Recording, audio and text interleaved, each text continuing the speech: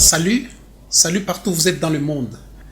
Dans votre émission Let There Be Light. Aujourd'hui, nous allons parler sur la grâce méritée. Pourquoi la grâce méritée? Et pourtant, bon nombre de gens disent que la grâce, c'est une faveur imméritée. Mais pourquoi moi je dis que la grâce est méritée? C'est là que nous allons le découvrir dans la Bible. C'est dans la Bible qu'il y a la solution. C'est la Bible que nous allons vérifier tout ce que nous aurons à dégager dans notre bouche. Prenons un exemple. Ephésiens chapitre 2, verset 8 à 9. Cela nous dit, car c'est par la grâce que vous êtes sauvés, par le moyen de la foi, et cela ne vient pas de vous, c'est le don de Dieu. Ce n'est point par les œuvres, afin que personne ne se glorifie. Alléluia. Est-ce que vous comprenez? C'est par la grâce que nous sommes sauvés. Ce n'est pas un don de l'homme, c'est le don de Dieu. Cela ne vient pas de l'homme, ça vient de Dieu, autrement dit. L'homme est incapable de reproduire la grâce.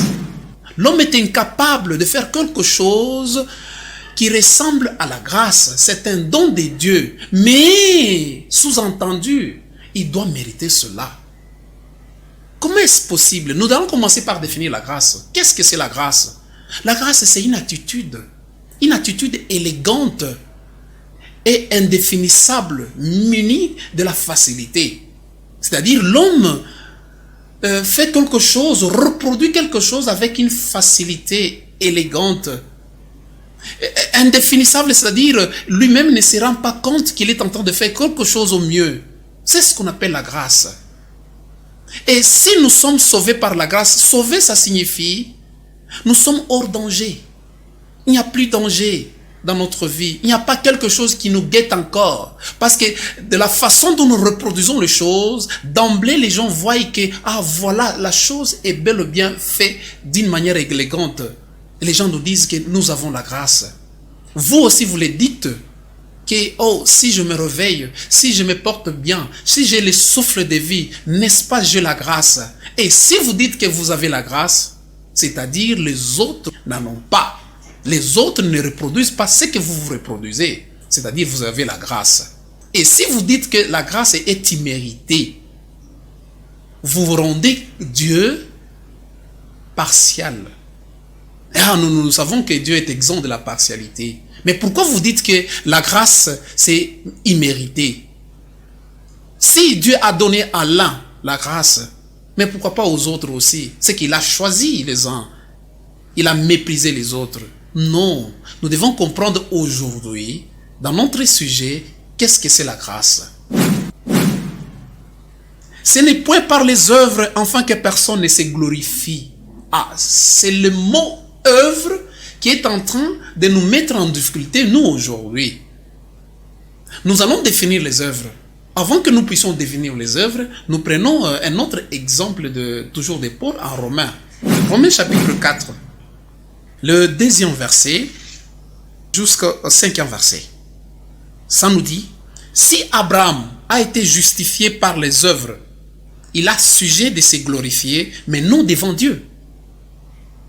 Car, que dit l'Écriture? Abraham crut en Dieu et cela lui fit imputer à justice.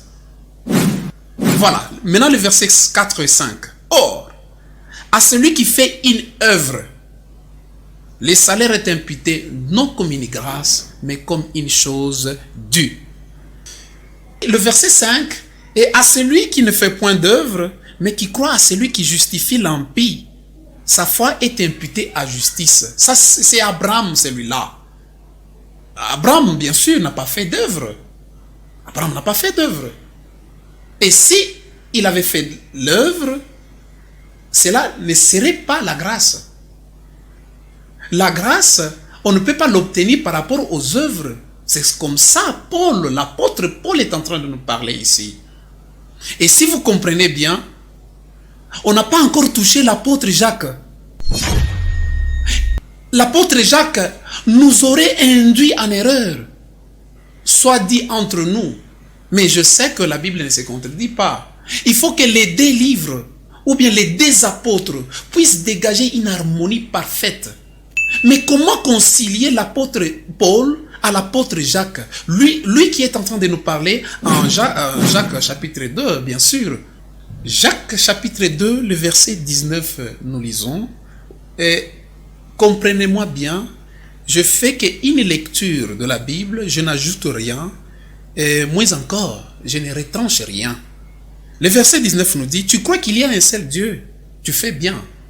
Les démons aussi le croient, mais ils tremblent. Alléluia. Les démons croient comme Abraham a cru, mais ils parviennent à trembler. Pourquoi ils tremblent? C'est par rapport à ce qui advient après, aux œuvres. Avant que je puisse continuer bel ou bien avec ce verset ici, je définis l'œuvre. L'œuvre c'est quoi? L'œuvre et l'acte c'est différent. On peut produire un acte, c'est ce qu'Abraham a fait. Il a produit un acte, mais il n'a pas fait l'œuvre. L'œuvre, ça vient après l'acte. L'acte de foi, il s'est engagé, il a accepté volontiers. C'est qu'une recommandation lui a été donnée par le Père. Dieu lui a donné une recommandation. Fais ceci et cela. Il a cru et cela lui a été imputé à justice. Mais après qu'il ait cru, il a produit une œuvre. C'est que l'œuvre vient après l'acte. La conséquence de l'acte là, il faut qu'il puisse prouver cela. Et si nous comprenons bien l'œuvre c'est quoi? C'est la conséquence de l'acte. Il a cru. Mais il fallait qu'Abraham puisse faire quoi? Puisse aller offrir son fils maintenant sur l'autel. Le verset 20 nous dit, veux-tu savoir, ô homme vain, que la foi sans les œuvres est inutile?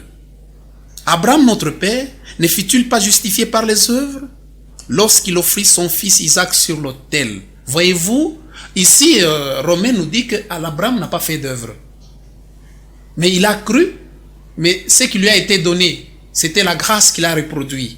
Il a reproduit la grâce parce qu'il n'a pas fait d'œuvre. Pourquoi? Parce qu'en offrant son fils, ce n'est pas une bonne chose de commettre des mortels. Prendre son fils et aller sur l'autel et puis l'égorger, cela n'est pas bien, selon la bonne manière que nous vivons ici. Cela n'est pas bien.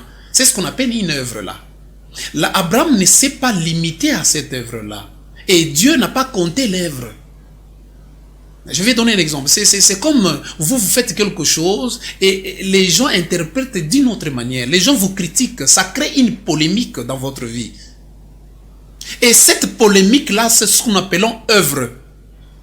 Et pourquoi Paul, dans Éphésiens, il dit que la grâce, c'est un don de Dieu et cela ne dépend pas des œuvres. En Romains aussi, il a dit, Abraham n'a pas fait l'œuvre. Et s'il n'a pas fait d'œuvre, c'est-à-dire, il n'a pas modifié toutes les injonctions données par le Père. Dieu lui a dit d'aller égorger son fils sur l'autel. Abraham n'a pas rejombé, Abraham n'a pas modifié, Abraham n'a pas rendu ça faisable selon les communs des mortels. Abraham n'a pas dit que non, ce n'est pas possible que je puisse égorger mon fils. Il a accepté volontiers, bien que c'était l'unique fait que Dieu lui avait demandé. Le fils de la promesse, bien sûr. Mais Abraham n'a pas modifié cela, c'est-à-dire Abraham n'a pas fait l'œuvre, mais il a produit l'acte. Est-ce que vous nous comprenez? Dites amen là où vous êtes, partout où vous nous trouvez. C'est-à-dire, Abraham n'a pas modifié toutes les injonctions après qu'il ait accepté l'acte de foi. C'est ça. Mais c'est lui qui modifie cet acte-là. Et il le fait bien, et les gens acclament par après, c'est-à-dire il fait l'œuvre. Ah, il aura bien des succès. Et ces succès-là lui sera valu comme une chose due, comme un salaire. Comme s'il a fait quelque chose de merveilleux, et les gens lui donnent maintenant des acclamations. Les gens courent derrière lui, celui-là.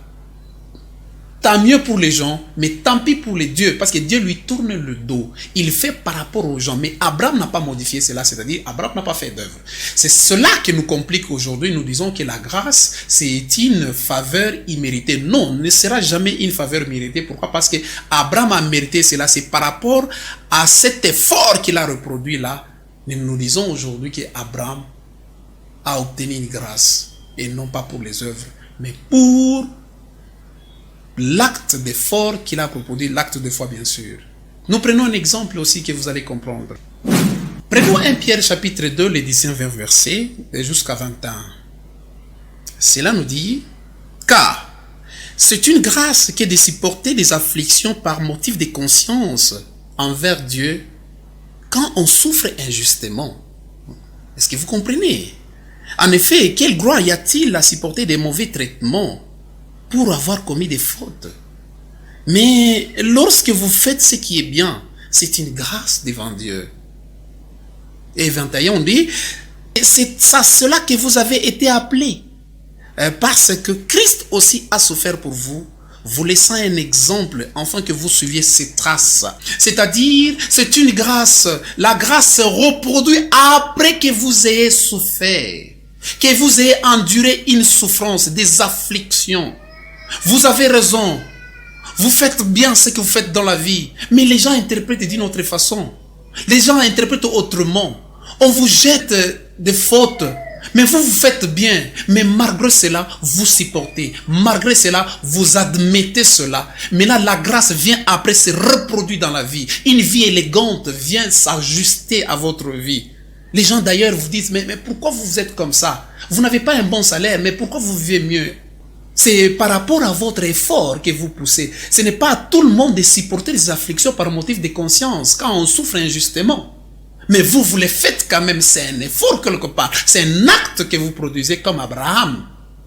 Vous n'êtes pas mené à se justifier. Non. Vous avez laissé libre cours à toutes les spéculations des gens. Vous admettez d'être les ridicules. Ah, maintenant quelque chose est en train de se reproduire dans votre vie, c'est ce qu'on appelle la grâce. Et vous l'avez comment? C'est une grâce méritée, parce que vous la mettez sous-entendu. Ah, voilà, vous méritez sous-entendu. Est-ce que vous comprenez? C'est une faveur méritée. Non, je lis ce qui est écrit. Je n'explique que les versets qui sont écrits. Voilà, prenons encore un autre exemple. Vous en conviendrez toujours avec moi. C'est 2 Corinthiens chapitre 9, à partir du 6e verset jusqu'à 8. Cela nous dit, sachez-les, celui qui sème peu, moissonnera peu. Et celui qui sème abondamment, moissonnera abondamment. Que chacun donne comme il a résolu à son cœur, sans tristesse ni contrainte, car Dieu aime celui qui donne avec joie. Voyez-vous? Et Dieu peut vous combler de toutes sortes de grâces, afin que possédant toujours en toutes choses de quoi satisfaire à tous vos besoins, vous ayez encore en abondance pour toute bonne œuvre. Et vous comprenez? Et celui qui sème peu, moissonne peu. Et celui qui sème abondamment, moissonne aussi abondamment.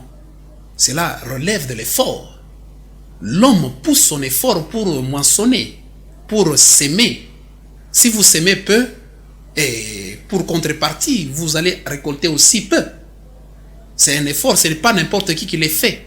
Les autres ne le font pas facilement. Vous comprenez? Et cela nous donne encore une idée en disant au verset 8, Dieu nous comble de toute grâce par rapport à cet effort que nous avons engagé l'autre fois. Dieu nous comble maintenant de toute grâce. Mais vous vous dites que la grâce c'est une faveur imméritée. Vous n'avez pas raison. Pourquoi? Parce que nous l'avons corrigé, c'est au niveau des œuvres. Les œuvres, vous les disiez par rapport à l'acte, vous mettez ça ensemble. Non. L'œuvre, je me répète, c'est le deuxième acte. C'est la conséquence de l'acte de foi. Ce qui se laisse interpréter par le tierce, c'est ce que nous appelons l'œuvre. Et pour rappel, je vous dis que Abraham n'a pas fait l'œuvre, c'est-à-dire Abraham n'a pas modifié. C'est que lui, il a offert son fils sur l'autel, il n'a pas modifié cela. Bien que de commettre des mortels, cela ne pouvait pas être une bonne chose. Il n'a pas modifié cela. Il n'a pas regardé pour plaire à la galerie. Voyez-vous, il a plu à Dieu, il n'a pas plu aux hommes. C'est cela la confusion maintenant. Ce n'est pas par les œuvres que nous sommes sauvés. Non, non, non, non. La grâce devient comme une médaille que nous obtenons. C'est comme une gratification, un diplôme. Ce n'est pas vous qui fabriquez les diplômes. Vous, votre objectif, c'est étudier simplement. Les diplômes, on vous cerne après avoir produit un effort. des études, bien sûr. Maintenant, on vous donne, maintenant, on vous cerne votre diplôme. Vous comprenez maintenant, c'est comme ça la grâce, ça ne vient pas de vous, ça vient de l'organisation de l'État, mais vous l'obtenez par rapport à votre effort. Vous distinguez par rapport aux autres qui n'ont pas étudié. C'est cela la grâce. Mais regardez la confusion, une autre confusion qui s'étisse encore au niveau de l'apôtre Jacques. Jacques chapitre 2, nous reprenons encore sur cela. Le verset 20. Veux-tu savoir, ô homme vain, que la foi sans les œuvres est inutile? Voyez-vous, la foi sans les œuvres est inutile. La foi est accompagnée toujours par les œuvres. À supposer qu'Abraham, il a accepté, il a cru seulement à Dieu et il n'a pas offert son fils sur l'autel. Mais admettons qu'il n'a pas offert son fils. Cela serait inutile. Pourquoi? Parce qu'il a atténué les ondits. Il a atténué ce qui était compliqué. Il a atténué ce qui est bizarre des comètes des mortels pour le faire. Il a atténué cela. Et qu'est-ce qui peut renforcer son attachement à Dieu? Qu'est-ce qui peut renforcer ce qu'il a accepté l'autre fois là? Bien sûr, il a produit un acte, mais qu'il faut qu'il renforce cet acte-là. C'est reproduire un effet bizarre dans sa vie. Un effet bizarre. C'est offrir son fils sur l'autel. Cela n'est pas normal. Mais vous là qui me suivez, si jamais on vous disait de prendre un couteau et de poignarder celui qui est à votre côté là, est-ce que vous admettrez cela? Est-ce que vous accepterez cela? Je ne pense pas. Vous allez raisonner, vous allez dire que, mais humainement parlant, ce n'est pas faisable. Et pourtant, c'est ce que Dieu vous a recommandé de faire. Je prends un exemple, un petit exemple d'une personne qui a été rejetée par le Dieu. C'était Saül, le roi Saül. 1 Samuel chapitre 15. Vous allez lire tous les chapitres. C'est-à-dire, Samuel n'a pas voulu avouer le peuple aux interdits. Il n'a pas voulu avouer le bétail et les autres interdits. Il a choisi, il a fait une sélection par rapport au dire du peuple. Mais pourtant, la parole a été claire.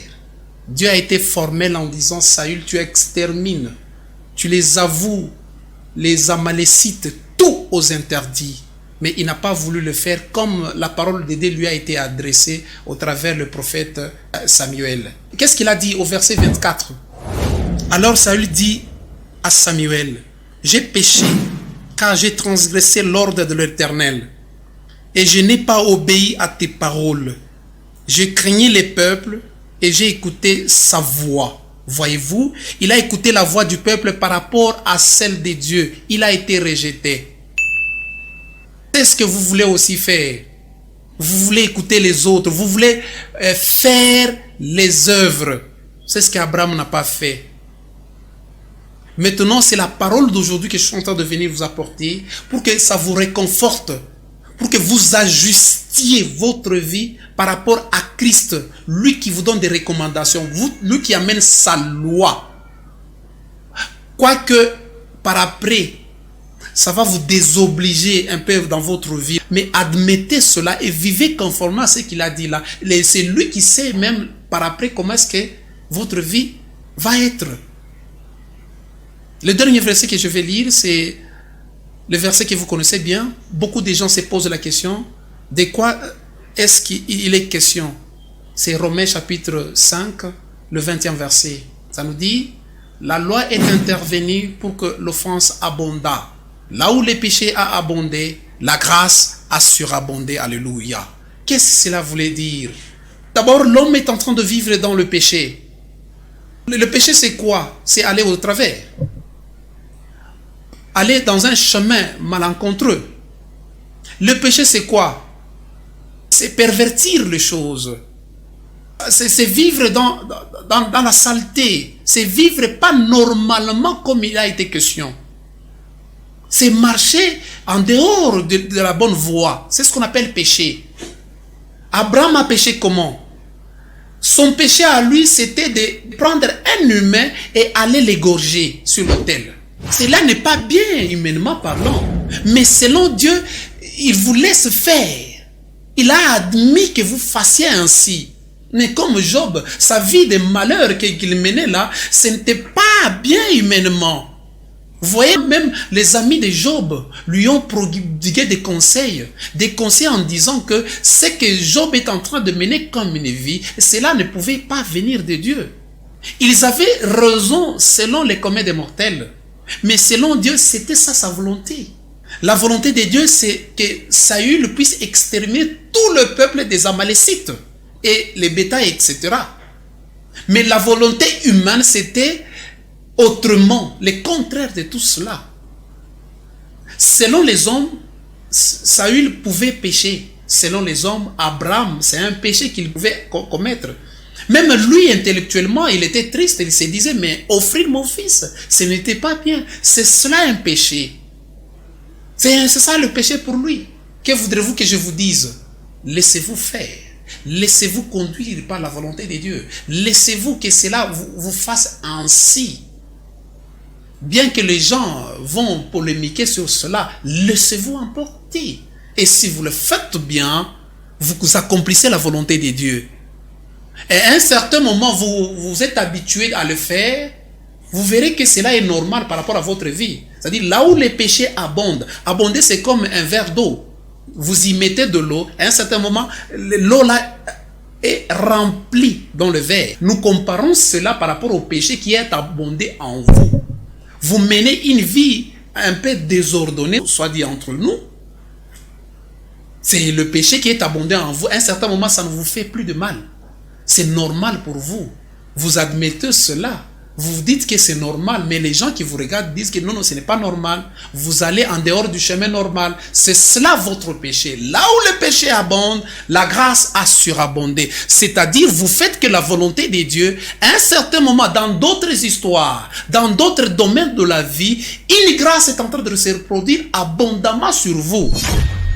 Est-ce que vous comprenez?